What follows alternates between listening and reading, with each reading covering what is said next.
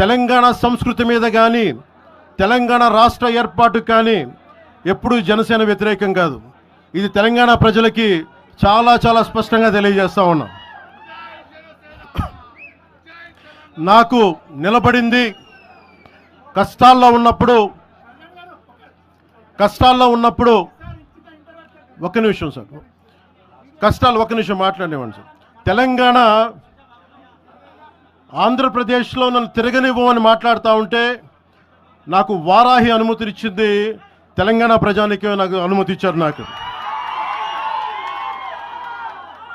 అలాగే నాకు గత వైసీపీ ప్రభుత్వం మిమ్మల్ని ఆంధ్రాలోకి అడుగు పెట్టనివ్వు అంటే కోదాడ, నల్గొండ అన్ని ప్రాంతాల నుంచి వచ్చి నాతో పాటు అండగా వచ్చారు నా తెలంగాణ అన్నదమ్ములు, జన సైనికులు. నేను చాలాసార్లు మా నాయకులందరినీ అడగండి, మనం పార్టీని ఇక్కడ బలపెడదాం అంటే నేను ఒకటే చెప్పా, తెలంగాణ వచ్చిన ఈ సందర్భంలో మనం కూర్చోబెట్టి మాట్లాడితే ముందు అది వేరేగా వెళ్తుంది. ఇంకా తిరగండి, జనసేన ఆశయాలను తీసుకెళ్ళండి, ఆ రోజు సంగతి చూద్దాం, ప్రజలు కోరుకున్న మీద చూద్దాం తప్ప నాకేమి ఇక్కడ కూర్చొని ఆంధ్రప్రదేశ్లోనే అధికారం కోరుకునేవాడిని, తెలంగాణలో నేనే అధికారం కోరుకుంటాను, ఒక మార్పు తప్ప.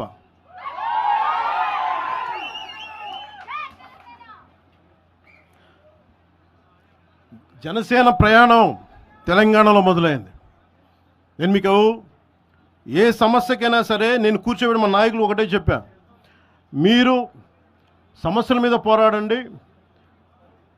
నాకు బాగా ఇబ్బంది కలిగించే అంశం ఈ మధ్యన పదే పదే చూస్తూ ఉన్నాను,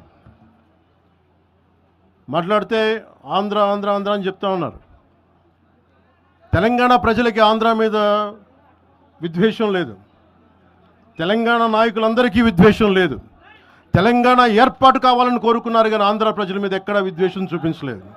నిజంగా తెలంగాణ ప్రజలు కానీ మొత్తం తెలంగాణ నాయకులు కానీ విద్వేషం చూపించి ఉంటే ఈ రోజున ఒక్క ఆంధ్ర ప్రాంత వ్యక్తి కూడా ఇక్కడ తెలంగాణలో ఉండలేడు. ఇది తెలంగాణ తాలూకు ప్రేమ, తెలంగాణ ప్రజల తాలూకు ప్రేమ, ఇవన్నీ ఎవరు మర్చిపోరు. నాకు ఈ మధ్యన వస్తా ఉంటే నువ్వు హైదరాబాద్లోకి ఎలా అడుగు పెడతావు, నీకు హైదరాబాద్లో ఏం పని, ఇది నేను ప్రత్యేకించి చెప్తా ఉన్నా. మీరెవరైనా నన్ను బెదిరించే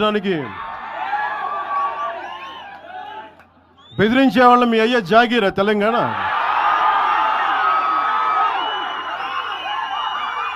నా మీద దాడులు చేస్తా ఉన్నారు కదా. నాకు తెలంగాణలో బెదిరింపుల కంటే కూడా ఆంధ్రాలో బెదిరింపులు ఎక్కువ. నాకు తెలంగాణలో ఇంకా రానివ్వు అంటారు నన్ను, ఆంధ్రాలో అయితే తల తీసేయనంటారు కోనసీమలో కొంతమంది. నేను ఓడిపోయినప్పుడు 2019లో ఓడిపోయినప్పుడు మన తెలంగాణ నాయకులు ఒకరే చెప్పారు, అన్నా మా తెలంగాణలో ఉంటే నీకు పరిస్థితి రానిచ్చేవాళ్ళం కాదని చెప్పి.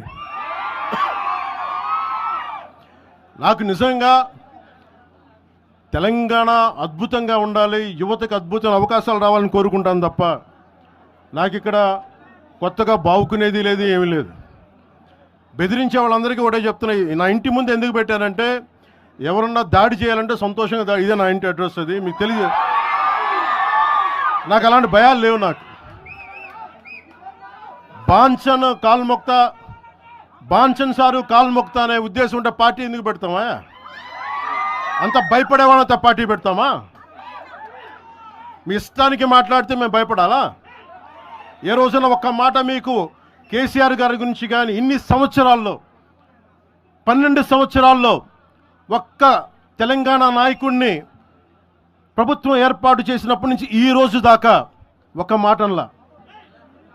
ఇంకా మా వాళ్ళు తిడతా ఉండేవాళ్ళు, నువ్వు మెత్తబడిపోయి ఏం మాట్లాడలేదని. అడగండి ఒకసారి, అందరిని పేరు పేరున ఒక్కొక్కరిని అడగండి, నీకు పౌరుషం చచ్చిపోయింది, ఆ పౌరుషం చావలా, తెలంగాణ మీద ప్రేమ చావలా? అది తప్పుగా అర్థం చేసుకుంటారు, మీరు అర్థం చేసుకుని నేనేం మాట్లాడను ప్రస్తుతానికి అని చెప్తా. ప్రజలు కోరుకున్నప్పుడు నేను మాట్లాడతా. ఎంత కమిటెడ్గా ఉన్నాను తెలంగాణ కంటే, జనసేన మా వాళ్ళందరూ ఎదురు చూస్తున్నారు. తెలంగాణలో జనసేన ఎదగాలని. నేను ఒకటే చెప్పా, ప్రజలు కోరుకునే వరకు మీరు ముందుకు తీసుకెళ్ళండి అని చెప్పి నేను జర్నలిస్ట్ కాలనీలో ఉన్న తెలంగాణ జనసేన పార్టీని కూడా నేను తీసేశాను. మొత్తం హెడ్ క్వార్టర్స్ అంతా మంగళగిరిలో పెట్టిన. నాకు అంత కమిట్మెంట్ తెలంగాణ మీద. ఎందుకంటే నాకు రెచ్చగొట్టడం ఇష్టం లేదు. తగ్గి మాట్లాడా. మీరు ఎన్ని హింసించినా, మీరు ఎన్ని మాటలు మాట్లాడినా, ఆంధ్ర కొడకని తిట్టినా, అరే నా గుండెల్లో తెలంగాణ ఉంది, మీరు ఎన్ని తిట్టినా నేనేం పట్టించుకోను. వైసీపీ నాయకులు, క్రిమినల్ గ్యాంగ్స్ చాలాసార్లు నాకు బెదిరింపులు ఇచ్చినాయి. దానికి మించిన బెదిరింపులు నిజంగా నాకు తెలంగాణ నాయకులు. వైసీపీ గుండాలు ఇచ్చిన బెదిరింపుల కంటే కూడా, చంపేస్తామని బెదిరింపుల కంటే కూడా నాకు తెలంగాణ ఎప్పుడు ఇవ్వలే. అసలు ఈ గొడవ అంతా ఎందుకు స్టార్ట్ అయింది? ఈ గొడవ అంతా ఎక్కడ స్టార్ట్ అయింది? ఒక ఎనలిస్ట్, ఒక విశ్లేషించే వ్యక్తి, ఆయనంటే నాకు గౌరవం, ఆయన మీద నాకు గౌరవం ఉంది. ఆయన తీసుకుపోయి ఓ మీడియాలో మాట్లాడతా అమిత్ షా గారి గురించి మాట్లాడారు. అమిత్ షా గారు నేను మాట్లాడుకున్నామంటే ఆయన విన్నారంటే ఆయన కూర్చొని తప్పుడు మాటలు మాట్లాడితే దాన్ని ఖండించే. నా మీద మనకు మాట అంటే మన జన సైనికులు ప్రతి చోట ఏదో కూర్చొని ఒక కేసులు పెట్టారు కూడా నాకు తెలియదు. తెలిసినవన్నీ చెప్పాను, అవన్నీ వదిలేనని చెప్పాను నేను. అవన్నీ మళ్ళీ ప్రెస్ క్లబ్లో పోయి మీరు తిడుతూ ఉంటే, ప్రాంతీయ విద్వేషాలు రెచ్చగొడితే దాంట్లో కూర్చోబెట్టి ఎంతకాలం చేస్తారు? 12 సంవత్సరాలు తెలంగాణ వచ్చిన తర్వాత ఇంకా తెలంగాణలో ఉపాధి లేకపోయినా, ఏమి లేకపోయినా దానికి ఆంధ్రుడే కారణం, దానికి పవన్ కళ్యాణే కారణం. పరిశ్రమల్లో ఈ లెక్కల్లో ఇంక మీరు ఎప్పుడు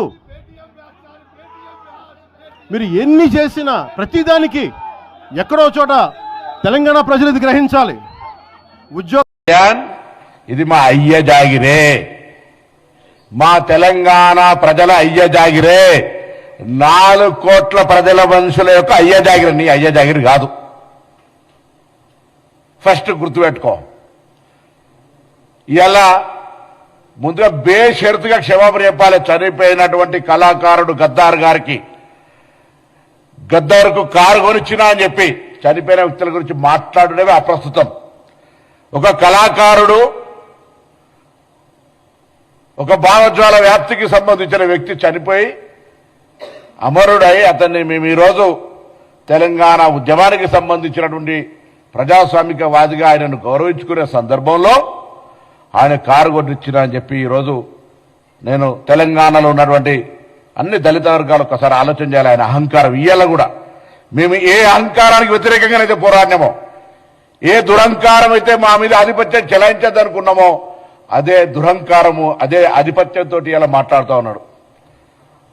మేము ఎన్నడూ కూడా చెప్తాను, వీళ్ళ కూడా రాజకీయ పరంగా ప్రజాస్వామిక భారతదేశంలో తెలంగాణ కూడా అంతర్భాగమే.